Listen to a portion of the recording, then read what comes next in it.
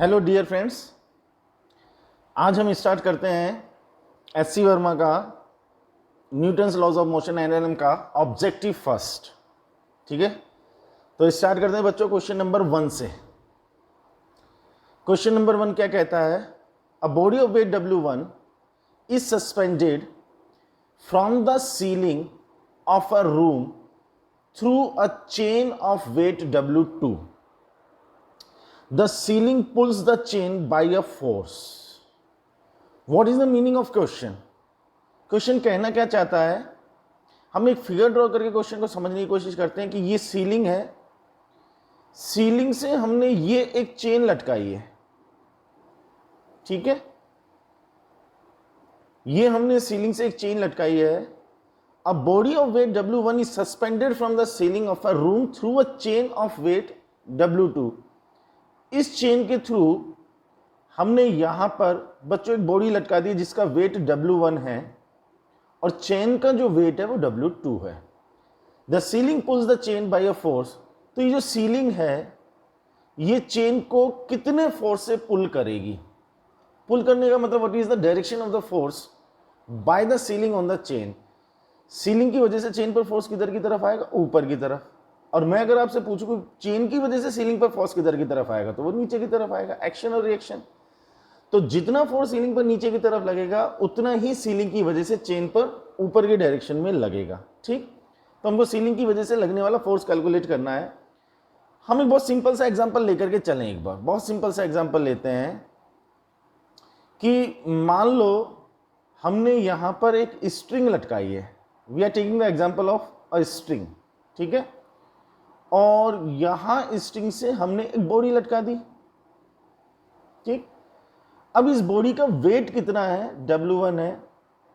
सोचो अगर ये स्ट्रिंग मासलेस है।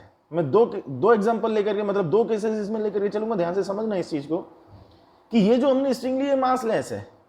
मैं आपसे पूछूं कि ये जो जॉइंट है, ए पॉइंट मान लेते हैं अपन इसको, ए पॉइंट पर कितना फोर्स लग रहा होगा? मतलब स्ट्रिंग पर नीचे की तरफ कितना फोर्स लग रहा होगा? आप कहेंगे W1। क्या वही ए पॉइंट पर टेंशन भी होगा? तो ए पॉइंट पर टेंशन कितना आ जाएगा? W1 नीचे की डायरेक्शन में। बच्चों अगर मैं आपसे पूछूं कि बीच में कहीं कोई पॉइंट है B, तो बताओ बी पॉइंट पर टेंशन कितना आएगा? अब बी पॉइंट पर टेंशन कैलकुलेट करने के लिए आप किस चीज पर ध्यान देंगे कि ये जो हमने स्ट्रिंग ली है ये मासलेस है या इसका कोई मास कंसीडर कर रहे हैं? हम कहेंगे ये मासलेस है। तो ए से बी के बीच में कोई मास है क्या? नहीं है, कोई मास नहीं है। तो बी पॉइंट पर टेंशन कितना आएगा? जितना ए पॉइंट पर टेंशन आया। बोलो आएगा या नहीं आएगा? तो हम कहेंगे TB is equals to TA and that is equals to W1। अब मैंने यहां टॉप पॉइंट ले लिया सीलिंग पर C पॉइंट। बताओ C पॉइंट पर टेंशन कितना आएगा? शायद C पर टेंशन उतना ही आएगा जितना B पर आया, और B पर कितना आया जितना A पर आया। तो C पर भी टेंशन कितना आएगा? W1।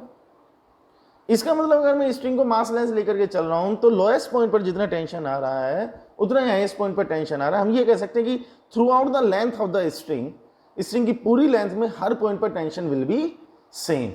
अब सोचो कि अगर ये स्ट्रिंग मासलेस नहीं होती, we are taking another example कि ये हमारी स्ट्रिंग है, ये हमने यहां पर बॉडी लटका दी। मान लो बॉडी का वेट W1 और ये जो हमारी स्ट्रिंग है ना बच्चों, इसका वेट W2 है।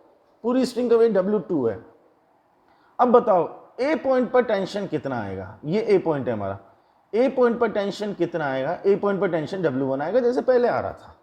ठीक है, बी पॉइंट पर टेंशन कितना आएगा और सी पॉइंट पर टेंशन कितना आएगा? हालांकि हमारा जो स्पेशली कंसीडरेशन है वो टॉप पॉइंट के लिए है। मुझे बताओ सी पॉइंट पर टेंशन कितना आएगा? सी पॉइंट पर टेंशन कितना आएगा? क्या सी पॉइंट पर टेंशन अब W1 रहेगा? नहीं। सी पॉइंट पर अपन टेंशन कैसे कैलकुलेट करेंगे कि यहां पर W1 था, क्योंकि इस स्ट्रिंग का खुद का एक वेट है W2, तो इसकी वजह से यहां पर कितना डेवलप होगा? W2। तो फाइनली सी पॉइंट पर टेंशन कितना आना चाहिए? W1 plus W2। Is that clear? अच्छा, ऐसे ही बी पॉइंट के लिए अगर अपन बात करें तो बी पॉइंट पर टेंशन कितना आएगा? बी पॉइंट पर टेंशन आएगा W1 प्लस ए से बी के बीच में जो पोर्शन है उस पोर्शन का जो वेट है उसको अपन W डैश मान लेते हैं। तो बी पॉइंट पर टेंशन कितना लिखा जाएगा? TB equals to W1 plus W dash, where W dash is less than W2। Is that clear? कहने का मतलब ये हुआ कि जैसे जैसे अपन ऊपर चलते चले जाएंगे वैसे वैसे टेंशन के लिए उसके नीचे जितना वेट आ रहा है उतने वेट को अपन कंसीडर करते हुए चलेंगे, उतना ही फोर्स उस पॉइंट पर आएगा। अब बहुत ध्यान से अगर हम देखें तो हमारे सामने हमारे क्वेश्चन में जो सिचुएशन है, बस डिफरेंस इतना सा है कि इसमें स्ट्रिंग की जगह चेन का एग्जांपल लिया है, कॉन्सेप्ट वही अप्लाई होना है। अब आप मुझे सोच करके बताओ कि यहाँ ये जो अपना सी पॉइंट है, ये जो सी पॉइंट है, पहले ए पॉइंट पर अगर अपन बात करें तो ए पॉइंट पर अपन टेंशन कितना बोलेंगे, ए पॉइंट पर फोर्स अपन कितना बोलेंगे, W1 बोलेंगे। और सी पॉइंट पर सीलिंग पर नीचे की तरफ जो फोर्स लगेगा वो कितना आएगा, W1 plus wait of the chain. पूरा वेट कंसीडर करेंगे हम, तो ये देख लेंगे कि सी पॉइंट के नीचे नीचे टोटल वेट कितना है। तो W1 तो बॉडी का वेट हो गया और W2 इस चेन का वेट हो गया, तो कितना आ गया, W1 प्लस W2। तो सीलिंग पर नीचे की तरफ फोर्स W1 प्लस W2। और एक्शन रिएक्शन से अगर देखें तो सीलिंग की वजह से चेन पर अपर डायरेक्शन में फोर्स कितना लगेगा, W1 plus W2। This is the basic concept. तो ceiling pulls the chain by a force W1 plus W2। Am I clear? Let's move on to the next question, question number 2। देखते हैं question number 2 क्या कहता है। Maximum question ये conceptual question मिलेंगे अपन को, न्यूमेरिकल्स वगैरह कम ही मिलेंगे, मैक्सिमम क्वेश्चन कॉन्सेप्चुअल होंगे। Second question, when a horse pulls a cart the force that helps the horse to move forward is the force exerted by. बच्चों इसके ऑप्शन चेक करने से पहले एक छोटी सी बात मैं इससे रिलेटेड आपको पर्टिकुलर इस क्वेश्चन से रिलेटेड एक बात मैं आपको बता देता हूं। अगर आप एस.सी. वर्मा की थ्योरी पढ़ने के भी शौकीन हैं तो आप NLM की अगर थ्योरी पढ़ेंगे तो उस थ्योरी में हॉर्स कार्ट प्रॉब्लम का एक बहुत अच्छा एग्जाम्पल पूरी तरह से एक्सप्लेन किया गया है। मतलब उस एग्जाम्पल में हॉर्स भी है, कार्ट भी है, अर्थ भी है। तो उस प्रॉब्लम को अगर आप ढंग से देखोगे, उसको ढंग से अगर आप चेक करोगे तो बहुत सारे फोर्सेस उसमें मिलेंगे।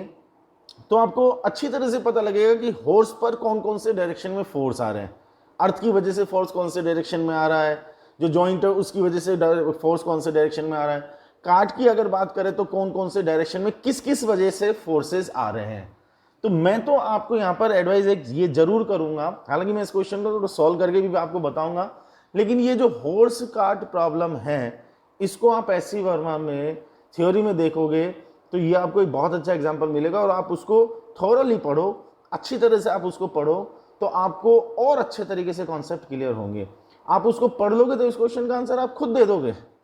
हालांकि मैं भी इसको डिस्कस कर रहा हूं, लेकिन उस एग्जांपल को पढ़ने के बाद में आप इस क्वेश्चन को खुद ही सॉल्व कर दोगे। क्वेश्चन ये कह रहा है कि हॉर्स पुल्स अ कार्ट, एक घोड़ा है जो किसी गाड़ी को खींच रहा है।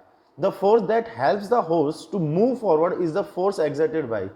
तो वो जो हॉर्स है उसको फोर्स कहां से मिला जो उसकी हेल्प कर रहा है आगे के डायरेक्शन में बढ़ने के लिए। This is the same concept कि हम किसी सरफेस पर जब चलते हैं तो फॉरवर्ड डायरेक्शन में मूव करने के लिए हमको फोर्स कहां से मिलता है। हम जब चलते हैं तो सरफेस को बैकवर्ड डायरेक्शन में पुश करते हैं, मतलब बैकवर्ड डायरेक्शन में उस पर फोर्स लगाते हैं। एक्शन रिएक्शन से उस सरफेस की वजह से हम पर फॉरवर्ड डायरेक्शन में एक फोर्स ऑफ फ्रिक्शन लगता है जिसकी वजह से हम आगे बढ़ते हैं। तो इसमें वही हमसे पूछा है, the force that helps the horse to move forward is the force exerted bye.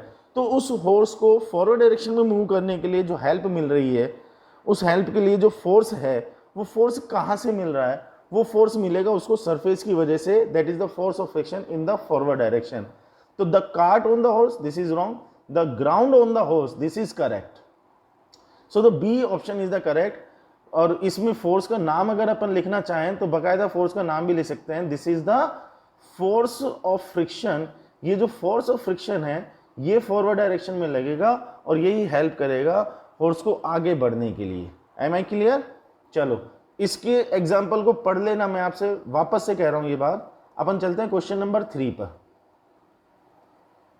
Question number 3 देखें, क्वेश्चन नंबर 3 क्या है। A car accelerates on a horizontal road due to the force exerted by. Same problem, एक car horizontal road पर accelerate होती है, उसको force कहां से मिलता है। सरफेस पर जब कोई चीज एक्सेलरेट होती है तो उसको सरफेस की वजह से जो फ्रिक्शन लगता है ना, वो फ्रिक्शन ही फॉरवर्ड डायरेक्शन में एक्सीलरेशन के लिए फोर्स प्रोवाइड कराता है। अब इसके ऑप्शंस हम चेक करें, the engine of the car, the driver of the car, the earth, the road. अब इसके बेटा सी और डी ऑप्शन को अगर आप देखें तो ये काफी क्लोज ऑप्शन लग रहा है, मतलब इनमें कहीं ना कहीं कंफ्यूजन हो सकता है। हमको ये तो पता लग गया कि कार को एक्सीलरेट करने के लिए जो फोर्स मिल रहा है वो सरफेस से मिल रहा है, ठीक है। अब सरफेस का मतलब क्या है, अर्थ या रोड। तो इसको थोड़ा सा टर्मिनोलॉजी के हिसाब से अपन को समझना पड़ेगा, कंफ्यूज नहीं होना है। एक बात हमेशा याद रखो, हम जब कहते हैं कि किसी भी बॉडी या ऑब्जेक्ट पर अर्थ की वजह से फोर्स, अर्थ की वजह से फोर्स का मतलब हम कौन से फोर्स की बात करेंगे, फोर्स ऑफ ग्रेविटी। अगर हम कह रहे हैं कि अर्थ की वजह से फोर्स अप्लाई हो रहा है तो इसका मतलब we are talking about the force of gravity that is equals to the weight of the body और ऑब्जेक्ट। और जब हम कहते हैं the force exerted by the road, road means we are talking about the surface of the अर्थ।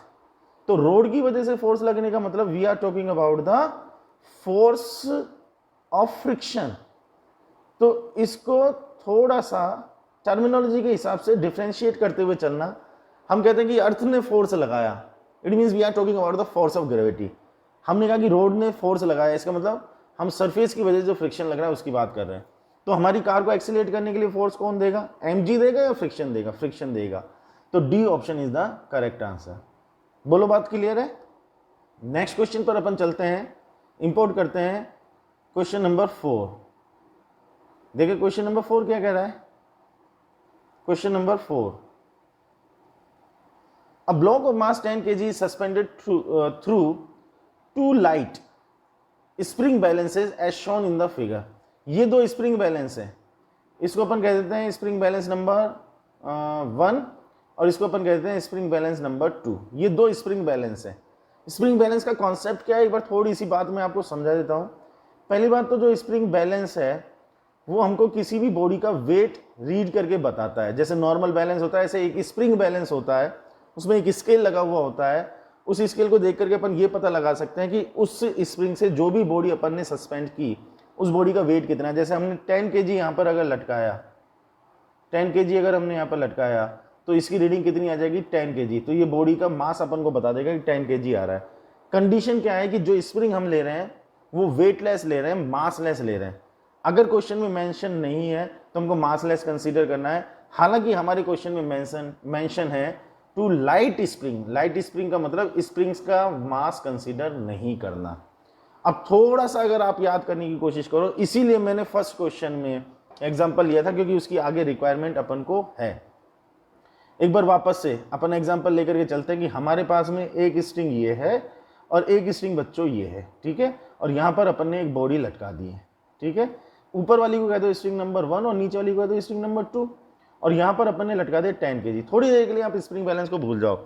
ये जो दोनों string अपन ने ली, खास बात क्या है, कंडीशन देख लो क्या है कि ये जो दोनों स्ट्रिंग हमने ली हैं ये दोनों ही स्ट्रिंग हमने मासलेस ली है, मतलब इनका वेट अपन कंसीडर ही नहीं कर रहे, लाइट मान करके चल रहे हैं।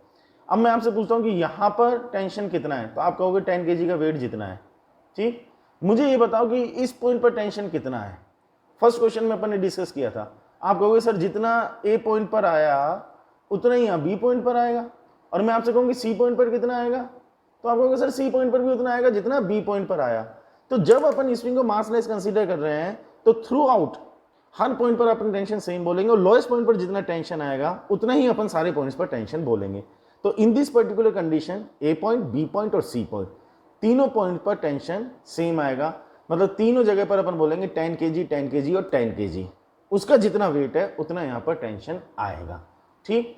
आप बहुत इजीली बच्चों इस एग्जाम्पल को अपनी इस प्रॉब्लम से कोरिलेट कर सकते हो, बहुत इजीली। मैंने अभी आपको बता दिया स्प्रिंग बैलेंस भी क्या पड़ेगा, टेंशन ही पड़ेगा, वेट ही पड़ेगा।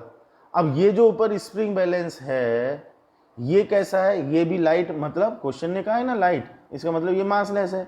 और ये वाला भी कैसा है, ये भी लाइट है, इसका मतलब ये भी मासलेस है। अब आप मुझे फटाफट से सोच करके बता दो कि यहाँ पर रीडिंग कितनी आएगी, 10 kg आएगी। बोलो यस और नो, क्योंकि ये पूरा का पूरा सिस्टम मासलेस है तो यहाँ पर रीडिंग कितनी आएगी, यहाँ पर भी 10 kg आएगी। तो दोनों की रीडिंग कितनी आएगी, 10 kg। अब आप ऑप्शन चेक कर लो, both the scales will read 10 kg। लो फर्स्ट ऑप्शन, मतलब ए ऑप्शन ही अपना करेक्ट ऑप्शन हो गया, तो दोनों की रीडिंग सेम आएगी। क्लियर। चलो नेक्स्ट क्वेश्चन पर अपन मूव करते हैं, लेते हैं अपन क्वेश्चन नंबर 5। देखो क्वेश्चन नंबर 5 क्या कह रहा है, a block of mass m is placed on a smooth incline plane of inclination theta with the horizontal. हमने एक इंक्लाइन प्लेन बनाया, जैसे क्वेश्चन ने कहा हमने फिगर ड्रॉ कर लिया। कोशिश किया करो कि कोई भी क्वेश्चन हो हम उसको फिगर ड्रॉ कर सके। फिगर अगर ड्रॉ कर लेते हैं तो क्वेश्चन को समझना इजी हो जाता है। हमने एक इंक्लाइन प्लेन लिया which is making an angle theta with the horizontal, smooth है। खास बात क्या है, स्मूथ है। तो स्मूथ है तो हम क्या कहना चाह रहे हैं, that the friction is zero, we will not consider the friction. The force exerted by the plane on the block has a magnitude. यहां पर हमने एक ब्लॉक रखा हुआ है, यहां पर हमने एक ब्लॉक रखा हुआ है and the mass of the block is m। हमको ये पता लगाना है force exerted by the plane on the block, plane की वजह से बेटा ब्लॉक पर कितना फोर्स लगेगा। चलो अपन एक बार फोर्स को रिजोल्व करने की बात कर लेते हैं। सबसे पहली बात अपन करते हैं कि m का वेट mg डाउनवर्ड डायरेक्शन में। अब इस mg के अगर अपन कंपोनेंट लेंगे तो ये एंगल थीटा, तो ये एंगल भी थीटा आ जाएगा, और mg का इस डायरेक्शन में कंपोनेंट आ जाएगा mg cos थीटा, और इस डायरेक्शन में कंपोनेंट आ जाएगा mg sin थीटा, और इस पर एक नॉर्मल रिएक्शन इस डायरेक्शन में आ जाएगा n। ठीक है, अब ये फोर्स दिखाया मैंने, ये जो mg cos थीटा और mg sin थीटा ये तो mg के कंपोनेंट है। तीन फोर्स दिख रहे हैं, mg cos theta, mg sin theta और n। सोच करके बताओ प्लेन की वजह से जो ब्लॉक पर लग रहा है वो कौन सा है। ये जो mg cos थीटा और mg sin थीटा ये तो mg के कंपोनेंट है, और mg जो फोर्स है वो अर्थ की वजह से ब्लॉक पर लग रहा है। तो ये जो दोनों कंपोनेंट है ये प्लेन की वजह से ब्लॉक पर जो फोर्स लग रहा है उसके कंपोनेंट नहीं है, ये तो mg के मतलब फोर्स ऑफ ग्रेविटी के मतलब अर्थ की वजह से जो फोर्स लग रहा है उसके कंपोनेंट है। प्लेन ब्लॉक पर कितना लगा रहा है, प्लेन ब्लॉक पर जो लगा रहा है वो तो नॉर्मल रिएक्शन है। इसका मतलब what will you have to calculate, हमको नॉर्मल रिएक्शन ही कैलकुलेट करना है। और in the state of equilibrium हम क्या बोलेंगे कि n is equals to mg cos theta, that's all. So the force exerted by the plane on the block has a magnitude mg cos theta। C option is the correct answer। ठीक, next question थोड़ा सा मिलता जुलता है, अलग होगा, थोड़ा सा ध्यान से देखना उसको। तो अभी C ऑप्शन आ गया, अपन चलते हैं क्वेश्चन नंबर 6 पर। इंपोर्ट करते हैं क्वेश्चन नंबर 6 को, देखें व्हाट इज क्वेश्चन, क्या कहता है क्वेश्चन। थोड़ा मिलता जुलता है, मैंने पहले बता दिया, आप ऑप्शन भी देख रहे हो तो लग रहा होगा आपको। अ block of mass m is placed on a smooth ways of inclination theta. यहां तक की बात तो वही है जो पिछले क्वेश्चन में थी कि एक इंक्लाइन प्लेन है, वेज है, हॉरिजॉन्टल से थीटा एंगल पर है। Block of mass m is placed, इस पर अपन ने एक ब्लॉक रख दिया and the mass of the block is m। The whole system is accelerated horizontally so that the block does not slip on the wedge। हम इस पूरे system को हॉरिजॉन्टल डायरेक्शन में किसी एक्सेलरेशन से मूव करा रहे हैं, और इतने एक्सेलरेशन से मूव करा रहे हैं कि जो ब्लॉक है वो प्लेन पर स्लाइड नहीं कर रहा है, स्लिप नहीं कर रहा है। तो हम इसको इस डायरेक्शन में मूव करा दें ए एक्सेलरेशन से। कई सालों पहले नीट में क्वेश्चन आया था कि कितने एक्सेलरेशन से मूव कराएं कि ये जो ब्लॉक है ये स्लाइड ना कर सके, उस क्वेश्चन का आंसर भी आ जाएगा। हालांकि अपने ये जो क्वेश्चन है इसमें तो बात और भी आगे पूछी है, लेकिन साथ ही साथ अपन को इस क्वेश्चन का आंसर भी मिल जाएगा कि what must be the acceleration of the system so that the block does not slip on the plane. इसका आंसर भी अपन को मिल जाएगा। अब ये ए एक्सेलरेशन से बच्चों अगर अपन इधर की तरफ मूव कराएंगे तो फोर्स वाली कहानी को थोड़ा सा ध्यान से देख लेना। इस ब्लॉक के लिए एक तो हम कह देंगे कि mg डाउनवर्ड डायरेक्शन में, और ऑब्जर्वर बनकर के अगर हम इसके साथ में बैठ जाएंगे तो एक नॉन इनर्शियल फ्रेम बन जाएगा। नॉन इनर्शियल फ्रेम बन जाएगा तो इस पर एक स्यूडो फोर्स हम इस डायरेक्शन में लगा देंगे। स्यूडो फोर्स कितना लगा देंगे, m में। तो ये m में हमारा क्या हो गया, स्यूडो फोर्स। आई होप कि ये स्यूडो फोर्स वाला कॉन्सेप्ट आपको क्लियर होगा। कहीं रिक्वायरमेंट फील होगी तो फ्रेम ऑफ रेफरेंस की थ्योरी मैं आप लोगों को समझा दूंगा। Inertial, non inertial frame, pseudo force का concept, that is a very important and useful concept in NLM. Pseudo force का कॉन्सेप्ट बहुत इंपॉर्टेंट है, जरूरत महसूस होगी तो अपन इसका भी एक छोटा सा लेक्चर रख सकते हैं। तो mg डाउनवर्ड डायरेक्शन में, m में स्यूडो फोर्स इस डायरेक्शन में आ गया। अब हम इनके कंपोनेंट लेना पसंद करेंगे। कंपोनेंट कैसे ले भाई, थीटा ये हो गया तो थीटा ये आ गया, mg के कंपोनेंट ले रहा हूं तो इस डायरेक्शन में कंपोनेंट आ गया mg cos थीटा, और ये वाला कंपोनेंट आ गया बच्चों mg sin थीटा। ठीक है, बहुत सिंपल सी बात है। अब ma के कंपोनेंट लूंगा, एंगल आप देख लेना, कंपोनेंट में लिख रहा हूं ma cos थीटा, और इस डायरेक्शन में आ जाएगा ma sin थीटा, और एक नॉर्मल रिएक्शन तो इधर की तरफ लगेगा ही। ठीक, अब इक्विलिब्रियम की अगर हम बात करें तो नॉर्मल रिएक्शन को किसके इक्वल कहना है? पहली बात, हम नॉर्मल रिएक्शन को किसके इक्वल कहेंगे? mg cos थीटा प्लस में ma sin थीटा, ये फोर्स प्लस ये फोर्स इक्वल्स टू ये फोर्स, यही तो आएगा। एक इक्वेशन हमारे पास में ये आ गया। हमको कैलकुलेट वही करना है, force exerted by the ways on the block. तो वेज या प्लेन ब्लॉक पर कितना फोर्स लगाएगा? Normal reaction. तो अल्टीमेटली हमको नॉर्मल रिएक्शन ही कैलकुलेट करना है। अब हमारा धर्म क्या है, अब हमारी ड्यूटी क्या है? ए को कैलकुलेट किया जाए। ए को कैसे कैलकुलेट करें? हमने कहा कि ब्लॉक स्लाइड करके नीचे नहीं आ रहा है, इसका मतलब अलोंग द प्लेन अगर हम बात करें, अलोंग द प्लेन, तो अलोंग द प्लेन एक तो फोर्स mg sin थीटा है डाउनवर्ड डायरेक्शन में, और एक ma cos थीटा है अपवर्ड डायरेक्शन में अलोंग द प्लेन। तो डज नॉट स्लिप, स्लिप नहीं होने के लिए कंडीशन क्या बनेगी? सिंपली हम कहेंगे कि ma cos theta must be equals to mg sin theta. m से m कैंसिल हो गया। बोलो बच्चों बात क्लियर है? तो a इक्वल्स टू कितना आ गया बच्चों? a equals to g sine upon cos आ जाएगा tan थीटा। ये नीट में आया हुआ क्वेश्चन था जिसकी मैं आपसे बात कर रहा था, कितना एक्सेलरेशन से मूव कराना है, g tan थीटा से मूव करा दो तो ब्लॉक स्लाइड नहीं करेगा।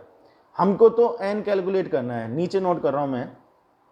तो n equals to mg cos theta, first equation में वैल्यू पुट कर रहा हूं, प्लस m, a को मैंने बोल दिया है g tan theta, tan theta को वापस से मैंने लिख दिया है sin theta upon cos theta, और साथ में आएगा sin थीटा। a की वैल्यू पुट की है मैंने, क्लियर? तो n इक्वल्स टू mg को अगर हम कॉमन ले लें तो जरा ध्यान से देखना, ब्रैकेट में क्या आएगा? cos theta plus sine square theta upon में cos theta, that is equals to mg, bracket में cos थीटा को अगर मैं एलसीएम लूँ, अब तो सिंपल मैथ्स है, cos थीटा को अगर मैं एलसीएम लूँगा तो cos square theta plus sine square theta, और ये वैल्यू हो जाएगी 1, तो हमारा आंसर आ जाएगा mg अपॉन cos थीटा। ये आ जाएगा mg upon cos theta, mg upon cos theta. B option is the correct answer. बहुत अच्छा क्वेश्चन, बढ़िया प्रॉब्लम। मतलब इस प्रॉब्लम में 2-3 प्रॉब्लम्स इंक्लूड है। कितने एक्सीलरेशन से मूव कराएं? g tan थीटा से। प्लेन या सरफेस की वजह से ब्लॉक पर कितना फोर्स लगेगा? mg upon cos theta. अच्छा क्वेश्चन है। नेक्स्ट क्वेश्चन पर चलते हैं अपन। Question number 7। Question number 7, neglect the effect of rotation of the earth. Earth के रोटेशन का जो इफेक्ट है उसको नेग्लेक्ट कर दिया जाए। Suppose the earth suddenly stops attracting objects. बच्चों इस लाइन का मतलब बताओ पहले क्या है? Suppose the earth suddenly stops attracting objects, इसको साइंटिफिक लैंग्वेज में हम क्या बोलेंगे कि जो फोर्स ऑफ ग्रेविटी है वो कितना हो गया? 0, अट्रैक्ट करना बंद कर दिया। Place near its surface, a person standing on the surface of the earth will. एक आदमी अर्थ की सरफेस पर खड़ा है, सिंपल प्रॉब्लम है, एक आदमी अर्थ की सरफेस पर खड़ा है। नॉर्मल कंडीशन में अगर हम बात करें तो force of gravity mg downward direction में, नॉर्मल रिएक्शन अपवर्ड डायरेक्शन में, हम बोलेंगे n इक्वल्स टू mg।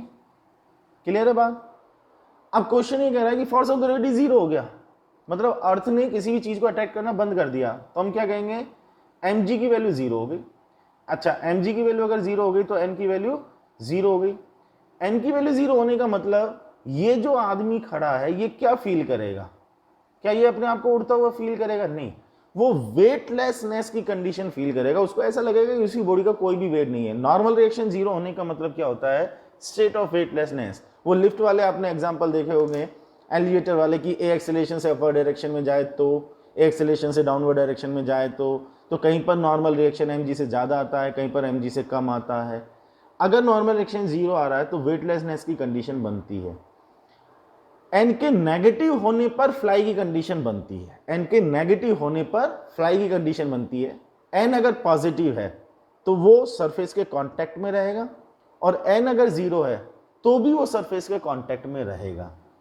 अब n के पॉजिटिव होने पर सरफेस के कांटेक्ट में होना, इसका मतलब उसको अपना कुछ वेट फील होगा, और n के 0 होने पर सरफेस के कांटेक्ट में रहना, मतलब वो कांटेक्ट में तो रहेगा लेकिन उसको अपना वेट फील नहीं होगा। तो यहां पर हमको नॉर्मल रिएक्शन 0 मिला। अब इसके अकॉर्डिंग हम देखते हैं ऑप्शंस क्या हैं। ए कहता है फ्लाई अप, ऊपर उड़ जाएगा, नहीं उड़ेगा। Slip along the surface, slip वाला कोई केस नहीं बन रहा क्योंकि अलोंग द सरफेस कोई फोर्स नहीं आ रहा जो उसको स्लिप करा सके। Fly along a tangent to the earth surface, tangentially भी कोई फोर्स नहीं लग रहा। रिमेन स्टैंडिंग, स्टैंडिंग रहेगा। हम इसमें एक बात ऐड कर सकते हैं, it will be the state of weightlessness, उसको वेट फील नहीं होगा, ये बात सही है, लेकिन रहेगा वो उसी पर। क्लियर? चलते हैं अपन आगे बढ़ते हैं। क्वेश्चन नंबर 8, क्वेश्चन नंबर 8 क्या कहता है? Let's import the question.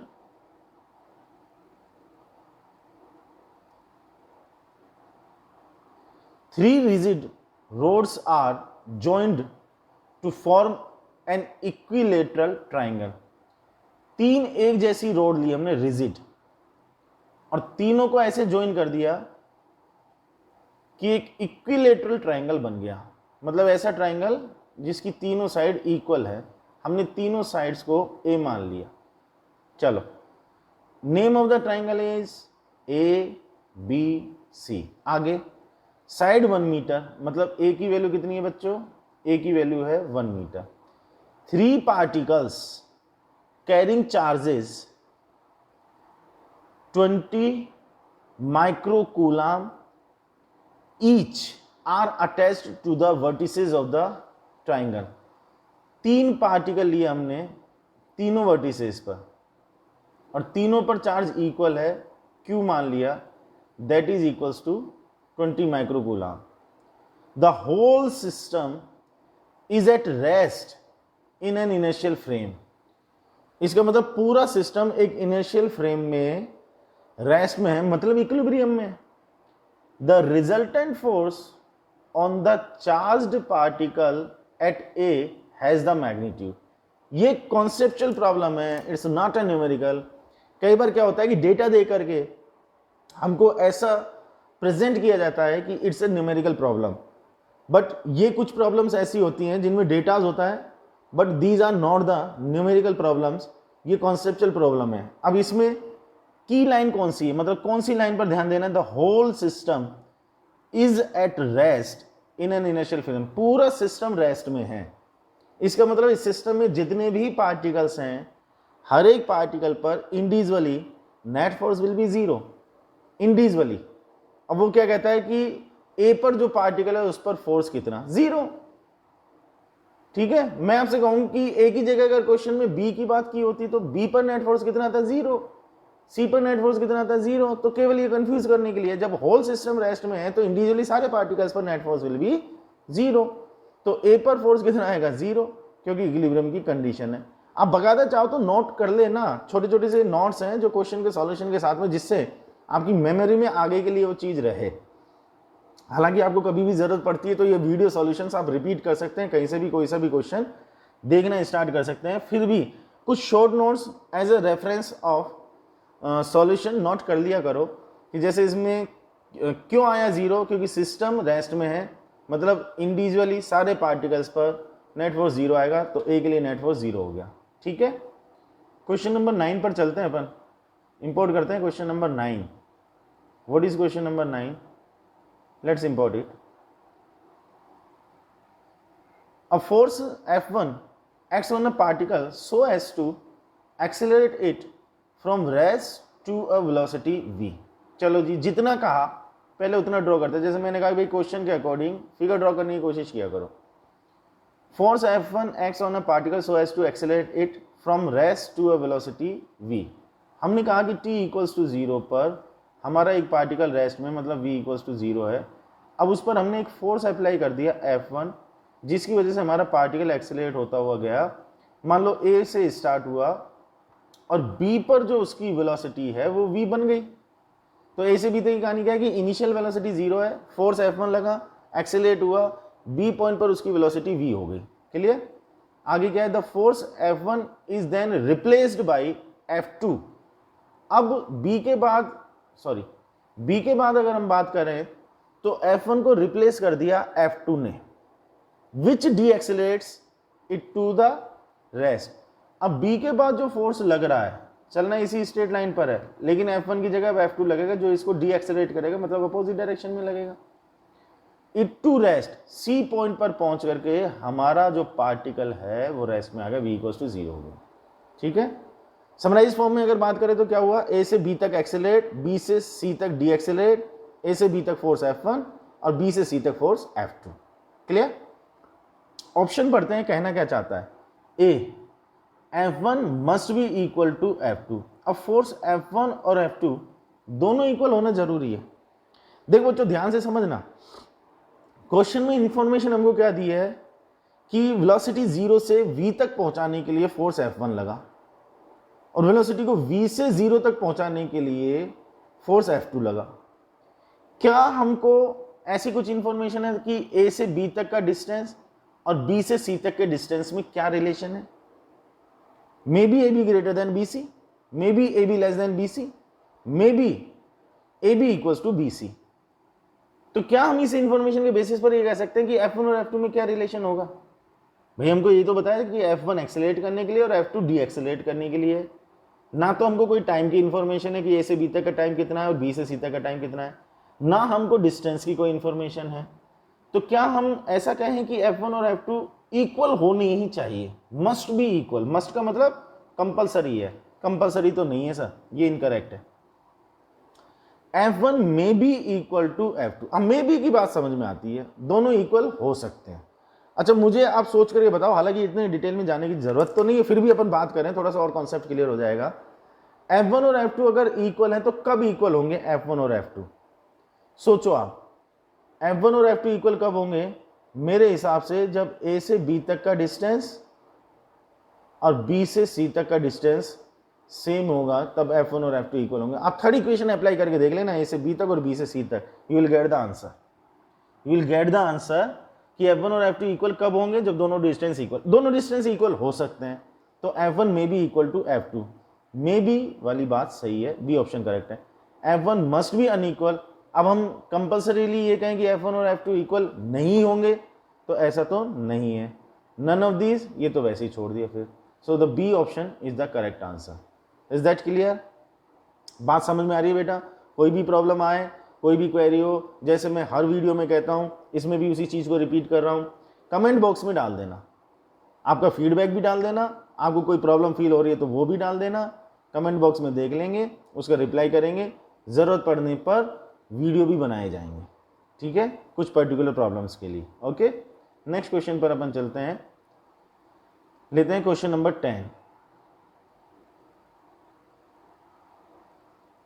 अच्छे तरीके से तैयारी करते हुए चलो आप लोग, जेईई और नीट के हिसाब से ये क्वेश्चन बहुत अच्छे हैं। Two objects A and B are thrown upward simultaneously, एक साथ फेंका, विद द सेम स्पीड से फेंका ए और बी को। चलो इतना ड्रॉ कर लेते हैं एक बार। ये हमारी ग्राउंड सरफेस, ठीक है जी, दो ऑब्जेक्ट है हमारे पास में ए और बी, दोनों को एक साथ फेंका हमने अपवर्ड डायरेक्शन में विद द सेम स्पीड, मान लो u और u से फेंका t इक्वल्स टू 0 पर। The mass of a is greater than the mass of b, a का मास b के मास से ज्यादा है। Suppose the air exerts a constant and equal force of resistance on two bodies, दोनों bodies पर air की वजह से जो रेजिस्टिव फोर्स लग रहा है वो कांस्टेंट लग रहा है और दोनों पर इक्वल लग रहा है फोर्स। तो अब ऑप्शन क्या है? ऑप्शन के अकॉर्डिंग अपन काम करेंगे। The two bodies will reach the same height, दोनों सेम हाइट तक जाएंगी। A will go higher than B, A B के कंपैरिजन में ज्यादा हाइट तक। B will go higher than A, B ज़्यादा हाइट तक, any of the above three में happen depending on the speed with which the objects are. कुल मिलाकर के बात यह है कि कौन ज़्यादा हाइट तक जाएगा, अपन को ये चेक करके देखना है।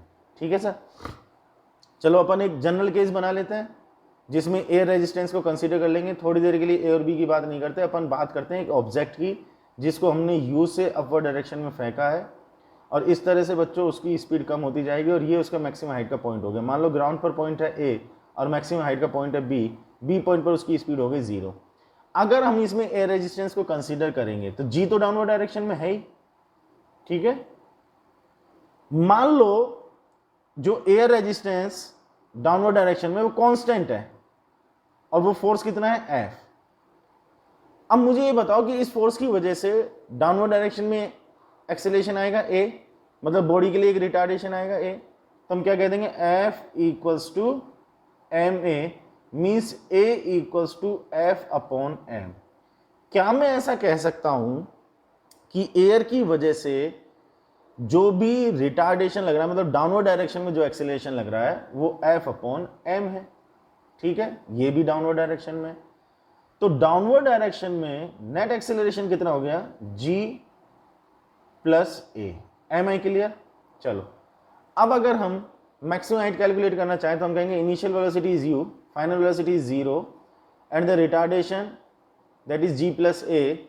We can apply third equation, v square equals to u square plus 2as, so v equals to 0। Okay, sign convention आप अपने अकॉर्डिंग ले लें, मैं अपर डायरेक्शन को पॉजिटिव ले रहा हूं, डाउनवर्ड डायरेक्शन को नेगेटिव ले रहा हूं। यू स्क्वायर ओके माइनस का 2 जी प्लस ए एंड से the height is h, so h is equals to u square upon 2 g plus a. Am I clear. So air की वजह से अगर एक कांस्टेंट फोर्स डाउनवर्ड डायरेक्शन में अपन consider करेंगे तो मैक्सिमम हाइट को बोलेंगे u square upon 2 g plus a, मतलब h equals to u square upon 2 और g प्लस a को हम क्या कह सकते हैं f upon m। So this is the expression which we were looking for. ये हमारा वो एक्सप्रेशन है जिसके लिए हम ये सारा काम कर रहे थे। जब एयर का फोर्स कंसीडर करेंगे तो मैक्सिमम हाइट ये आएगी। अब हमारे क्वेश्चन पर हम इसको डायरेक्टली अप्लाई करते हैं। ए और बी दोनों को अपन ने एक साथ यू स्पीड से अपवर्ड डायरेक्शन में फेंका, ए का मास बी के मास से ज्यादा है, तो मैक्सिमम हाइट कौन ज्यादा हाइट तक जाएगा वो अपन को कैलकुलेट करना है। यहां इस एक्सप्रेशन से अगर अपन देखें तो देखो एम अगर ज्यादा है तो ये वैल्यू कम है और ये वैल्यू कम है तो ये वैल्यू ज्यादा है।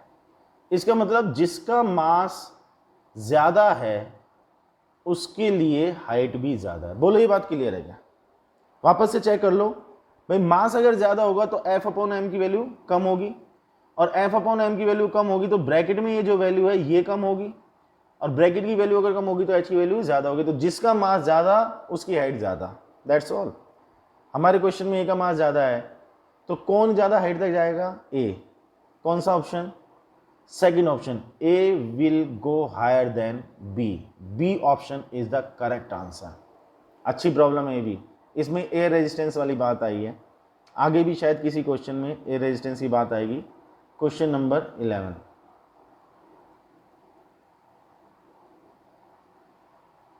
देखिए क्वेश्चन नंबर 11 क्या कह रहा है।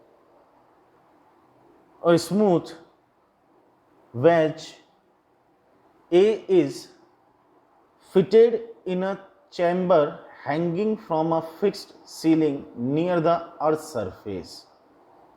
ओके, एक चैम्बर लेते हैं, एक चैम्बर बनाया हमने, ये हमने एक चैम्बर बना दिया भाई, इसमें एक वेज रख दिया, hanging from a fixed ceiling near the earth surface. ये एक सीलिंग से लटका हुआ है पूरा चैम्बर, ये सिस्टम हो गया, ठीक है भाई। अब ब्लॉक बी, अच्छा वेज का नाम क्या है? ए है। Block B placed at the top of the wedge takes a time t to slide down the length of the veg.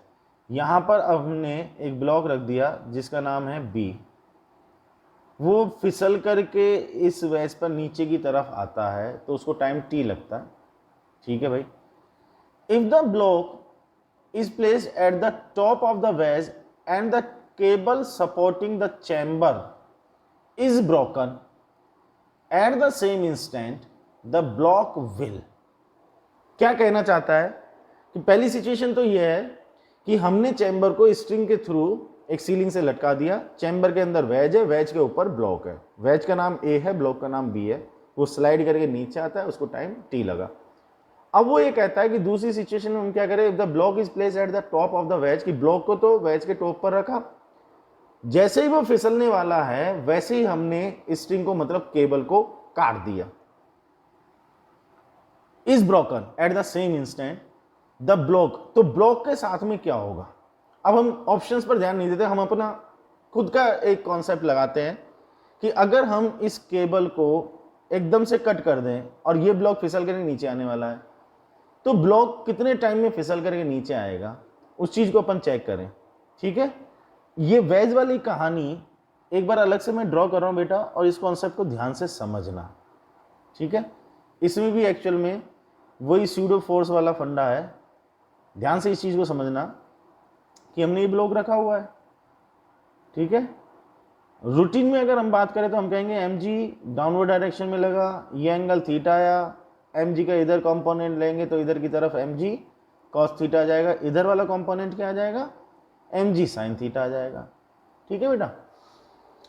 अब सोचो कि केबल को अगर मैं एकदम से कट कर दूं तो ये चैम्बर फ्रीली फॉलिंग कंडीशन में आएगा, मतलब जी एक्सेलरेशन से नीचे गिरेगा। तो अगर मैं इस ब्लॉक के पास ऑब्जर्वर बन करके बैठ जाऊं तो ये एक नॉन इनर्शियल फ्रेम बन जाएगा, नॉन इनर्शियल फ्रेम बन जाएगा, तो इस पर एक स्यूडो फोर्स अपवर्ड डायरेक्शन में mg लग जाएगा। ये वाला mg क्या है, ये वाला mg स्यूडो फोर्स है, क्योंकि चैम्बर g एक्सेलरेशन से नीचे जा रहा है, ऑब्जर्वर अगर b के साथ में बैठ गया तो mg एक स्यूडो फोर्स अपवर्ड डायरेक्शन में आ गया। अब अगर आप इस mg के कंपोनेंट लेते हैं तो आपको एक कंपोनेंट तो इस डायरेक्शन में मिलेगा बच्चों, उसका नाम होगा mg cos थीटा, और एक कंपोनेंट इस डायरेक्शन में मिलेगा, उसका नाम mg sin थीटा होगा। अब आप मुझे सोच करके बताओ कि along the plane of the wedge अगर बात की जाए तो ब्लॉक डाउनवर्ड डायरेक्शन में मूव करेगा या अपवर्ड डायरेक्शन में मूव करेगा। ये mg sin theta along the plane नीचे लग रहा है और ये mg sin theta along the plane ऊपर लग रहा है सॉरी, तो net force along the plane कितना आया, दैट विल बी 0। तो क्या हमारा ब्लॉक स्लाइड करके नीचे आएगा, नहीं आएगा।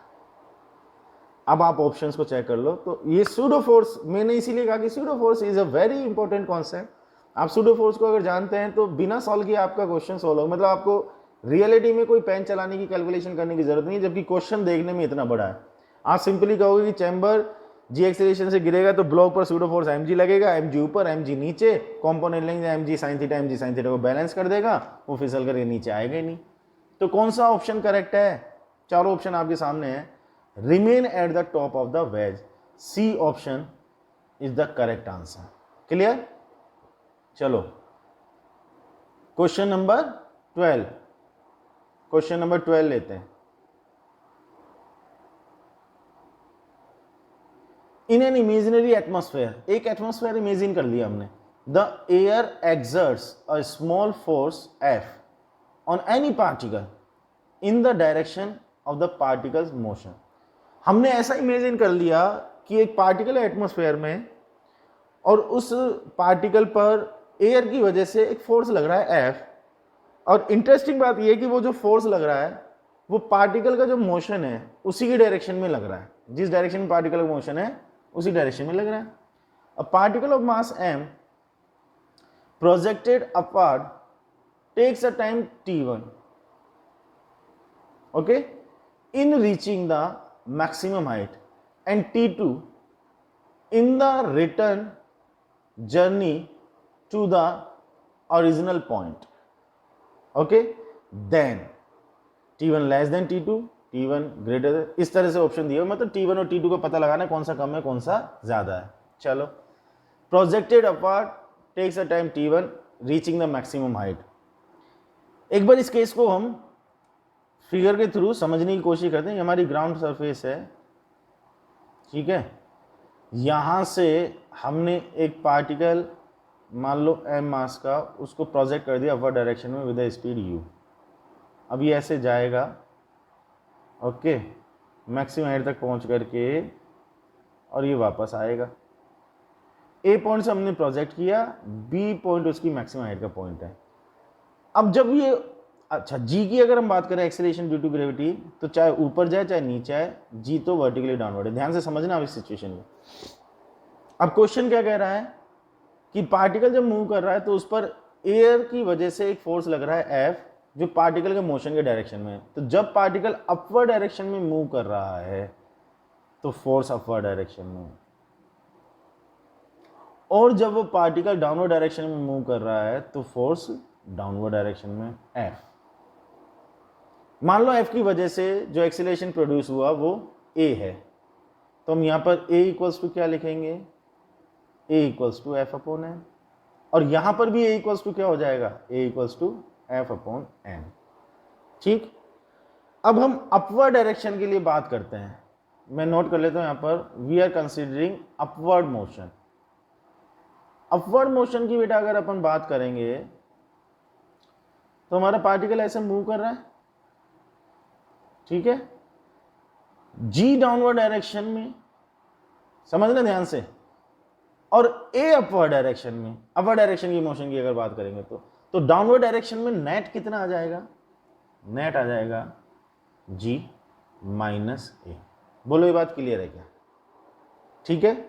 अब जो इनिशियल वेलोसिटी है वो u, और फाइनल वेलोसिटी क्या है, 0। केवल अपवर्ड डायरेक्शन की बात कर रहे हैं हम, मतलब a टू b बात कर रहे हैं। अभी हमने फर्स्ट इक्वेशन अप्लाई किया क्योंकि हमको टाइम कैलकुलेट करना है, तो हमने फर्स्ट इक्वेशन लिया v equals to u plus a t. v equals to 0 हो गया, u को u कर दिया, माइनस ये आ गया g माइनस ए, और टाइम क्वेश्चन में कहा है t1 लगता है, तो हमको t1 की वैल्यू क्या मिल गई बच्चों, t1 की वैल्यू मिल गई u upon ji minus a. ये हमारे पास में t1 की वैल्यू आ गई। ठीक है।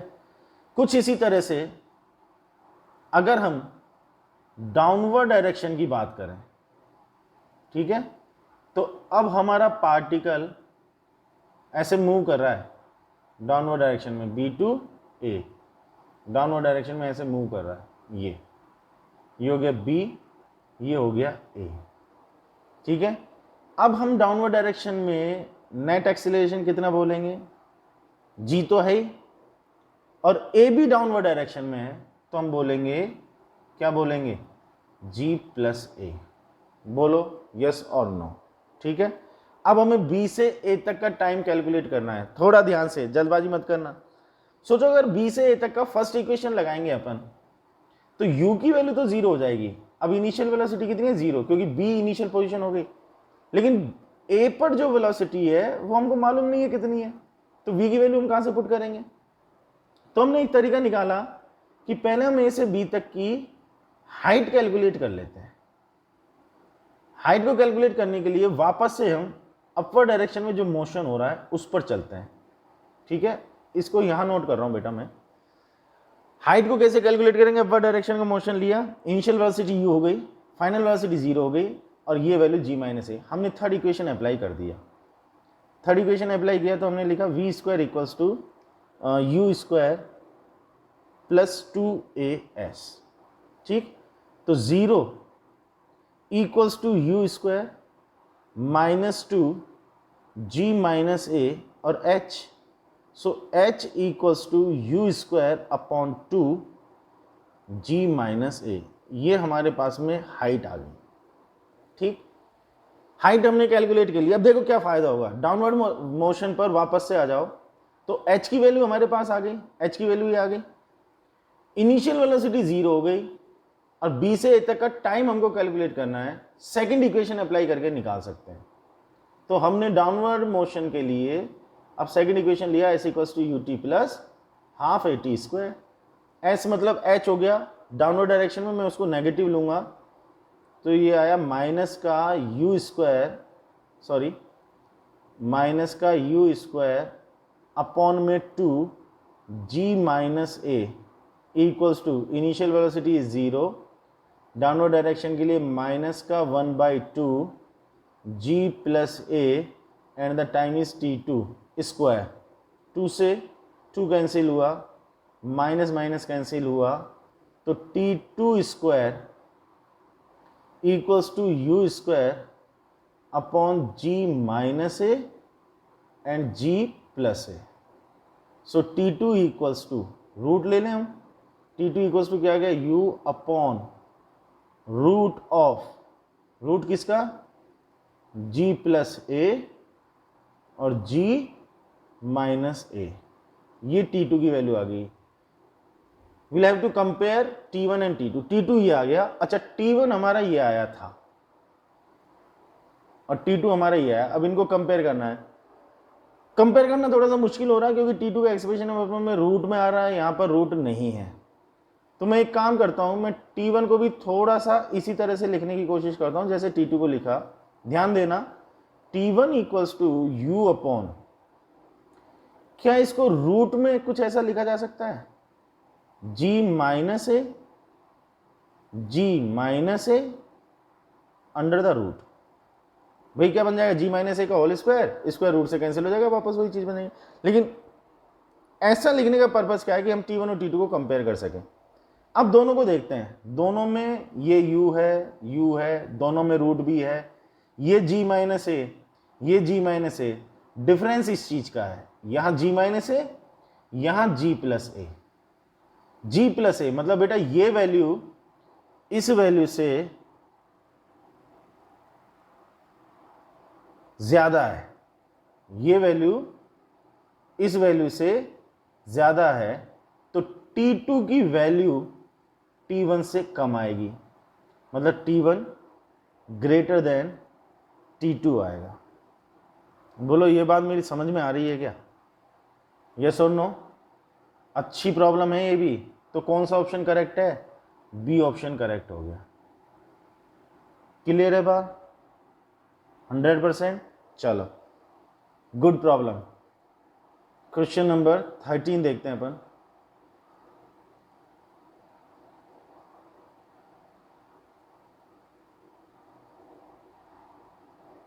A person is standing on the floor of an elevator drops a coin.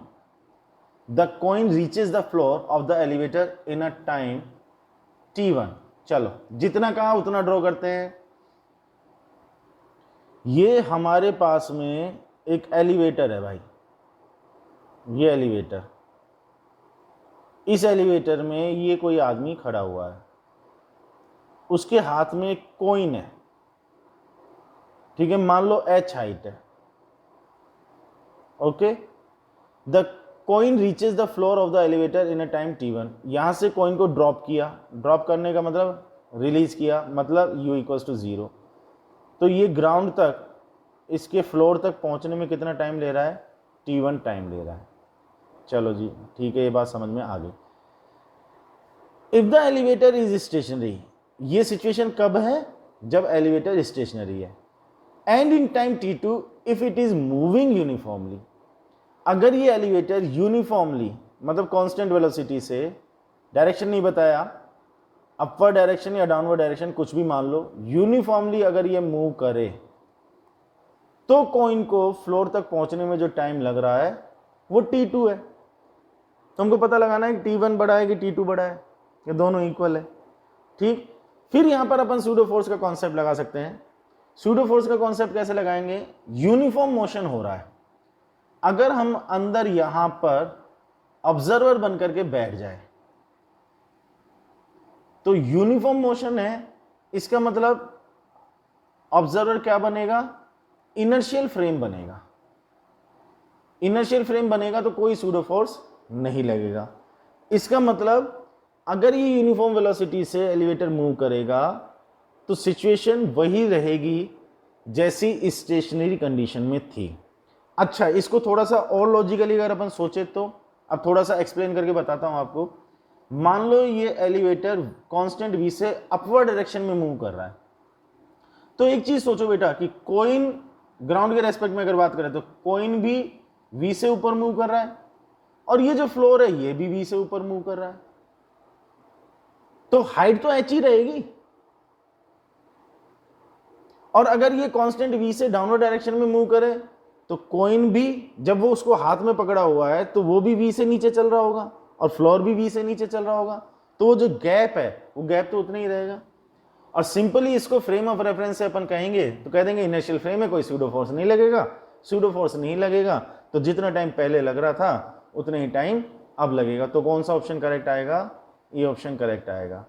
तो यहाँ बार बार फ्रिक्वेंटली इनर्शियल और नॉन इनर्शियल फ्रेम की कुछ बात आ रही है, थोड़ा सा उस चीज़ को आप देख लेना, समझ लेना, क्योंकि एनएलएम को तो वास्तव में बहुत अच्छी तरह से समझना है। तो फ्रेम ऑफ रेफरेंस क्लियर होना चाहिए, कहीं कोई रिक्वायरमेंट होगी तो जैसे मैंने कहा था कि उसका कुछ लेक्चर वगैरह आपकी रिक्वायरमेंट पर डिपेंड करता है, उसको अपन आगे देख लेंगे। ठीक है, क्वेश्चन नंबर 14 लेते हैं। क्वेश्चन नंबर 14 क्या कहता है, देखो जी। A free uranium-238 nucleus kept in a train emits an alpha particle. Uranium से एक अल्फा पार्टिकल निकला। When the train is stationary, a nucleus decays and a passenger measures that the separation between the alpha particle and the recoiling nucleus becomes x at time t after the decay. कहना क्या चाह रहे हैं, अपने तरीके से हम एक बार फिगर ड्रॉ करके देखते हैं कि मान लो ये ट्रेन है, ट्रेन अभी स्टेशनरी है, इसमें यूरेनियम का एक ये न्यूक्लियस है U-238, इसका डिके हुआ, इसमें से एक अल्फा पार्टिकल निकला। मान लो बच्चों अल्फा पार्टिकल पीछे की तरफ भागा तो जो बचा हुआ न्यूक्लियस है वो आगे की तरफ भागेगा। मोमेंटम कंजर्वेशन के बेसिस पर अगर देखें, जितने मोमेंटम से अल्फा पार्टिकल इस डायरेक्शन में मूव करेगा उसी मोमेंटम से ये जो बचा हुआ न्यूक्लियस है ये इस डायरेक्शन में मूव करेगा, दोनों सेम मोमेंट। और यहां ट्रेन के अंदर कोई पैसेंजर है, अब वो ऑब्जर्व क्या करता है कि अल्फा पार्टिकल और बचा हुआ न्यूक्लियस अपोजिट डायरेक्शन में एक दूसरे से दूर भाग रहे हैं। टी टाइम पर उन दोनों के बीच में जो सेपरेशन है, टी टाइम पर अल्फा पार्टिकल और न्यूक्लियस के बीच में जो सेपरेशन है वो एक्स है। ठीक है, अब वो आगे क्या सिचुएशन बोलता है, if the decay takes place while the train is moving at a uniform velocity. ये सारी कहानी अब कब हो रही है, जब ट्रेन कांस्टेंट वेलोसिटी से मूव कर रही है। मान लो इस डायरेक्शन में कांस्टेंट वेलोसिटी से मूव कर रही है। The distance between the alpha particle and the recoiling nucleus at a time t after the decay as measured by the passenger. अब अगर पैसेंजर टी टाइम पर दोनों के बीच में सेपरेशन मेजर करता है तो वो कितना आएगा। क्वेश्चन पढ़ने में बहुत बड़ा है, समझे तो क्वेश्चन बहुत सिंपल सा है। पिछला जो क्वेश्चन था, प्रीवियस जो प्रॉब्लम थी, बिल्कुल उसी के जैसा क्वेश्चन है। ध्यान से देखो इस चीज को, उसमें कॉइन को अपन छोड़ रहे थे, एलिवेटर कांस्टेंट वेलोसिटी से मूव कर रहा था, यहाँ ट्रेन कांस्टेंट वेलोसिटी से मूव कर रही है। अब अगर हम इसमें ऑब्जर्वर बन करके बैठ जाएं तो हम कैसा फ्रेम बनेंगे, हम इनर्शियल फ्रेम बनेंगे। बोलो हाँ यार, इनिशियल फ्रेम बनेंगे तो सूडो फोर्स लगेगा नहीं, सूडो फोर्स नहीं लगेगा तो जो सिचुएशन पहले थी वही सिचुएशन बाद में भी रहेगी। तो सीधा फ्रेम ऑफ रेफरेंस से अपन बोल सकते हैं कि इनिशियल फ्रेम है, इसलिए जो सिचुएशन पहले थी वही सिचुएशन बाद में रहेगी। तो अभी भी टी टाइम पर दोनों के बीच में सेपरेशन कितना आएगा, अभी भी सेपरेशन एक्स ही आएगा।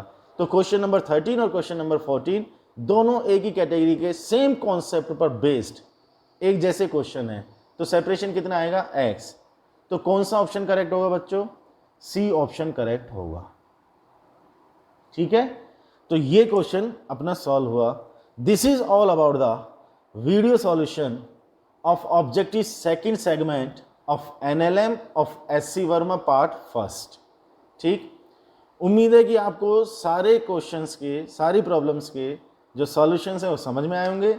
एक बार वही चीज़ रिपीट कर दूं, कोई भी क्वेरी हो, कोई भी प्रॉब्लम हो, आप कमेंट बॉक्स में डाल देना। फीडबैक अपना ज़रूर मेंशन करना कि आपको ये वीडियो सॉल्यूशंस किस तरह के लगे। ये फीडबैक हमारे लिए बहुत इंपॉर्टेंट है। और अभी तक भी अगर यूट्यूब चैनल को आपने सब्सक्राइब नहीं किया है तो तुरंत उसको सब्सक्राइब कर लो।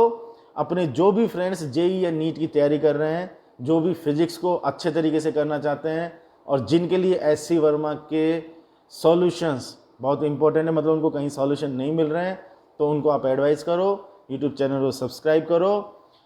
नेक्स्ट वीडियो सॉल्यूशन के साथ अपन फिर आएंगे।